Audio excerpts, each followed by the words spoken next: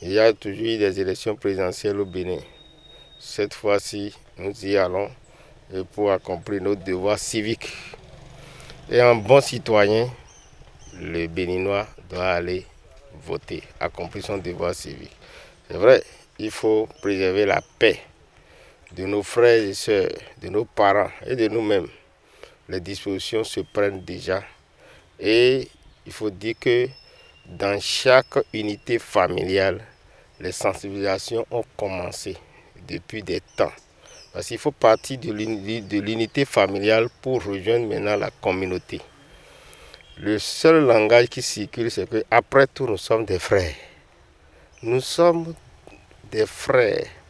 En dehors de l'Afrique qui nous unit, du pays qui nous unit, notre cité aussi, ça nous unit. Et nous avons intérêt à nous retrouver tous vivants après chaque élection. Ce ne sont pas le nombre de cadavres fabriqués qui doit donner les statistiques d'une élection, non. Et on ne peut pas développer aussi un pays avec des décès. Jamais. Le Bénin n'a même pas opté pour le taux de décès ou quelle statistique bizarre que ça. Il faut vous dire que toutes les congrégations religieuses, je dis bien religieuses, sont en train de sensibiliser déjà leurs fidèles. Le collectif des sages se réunit régulièrement pour porter les mêmes messages au niveau de la jeunesse. Et là, le sang bouillant. Parce que combien de kilomètres un vieux peut courir et faire? Je ne pense pas. Ceux qui courent le plus, ceux qui se gênent le plus, c'est les jeunes.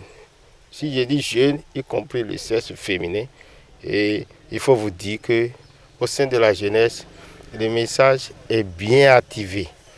C'est cette frange de la population qu'il faut vraiment intéresser par la communication dans le sens de la paix, pour être sûr que ceux qui pouvaient être manipulés sont déjà informés que le Bénin est un et indivisible. Et le Bénin a le devoir d'être développé. C'est pour vous dire que le message par rapport à la paix a plus d'impact au niveau de la jeunesse et au niveau de la condition féminine. Il faut vous dire qu'actuellement, toutes les réunions se tiennent, tous les appels téléphoniques, c'est pour dire aux jeunes, ne vous livrez à aucun acte qui porterait atteinte d'abord à votre intégrité physique, mentale et à votre devoir de citoyenneté. Et pour vous dire que la paix est déjà une garantie. Et comme le disait un président africain, la paix après tout, ce n'est pas un mot, c'est un comportement. Et de la manière dont quelqu'un se comporte, l'histoire doit le retracer tout au long même de chaque événement. C'est pour dire que nous avons une obligation de sauvegarder la paix dans nos cités. Et les préparatifs sont là. Je suis sûr d'une chose, Dieu sait faire ces choses. Le message est vite accepté et c'est un message qui rassure nos populations.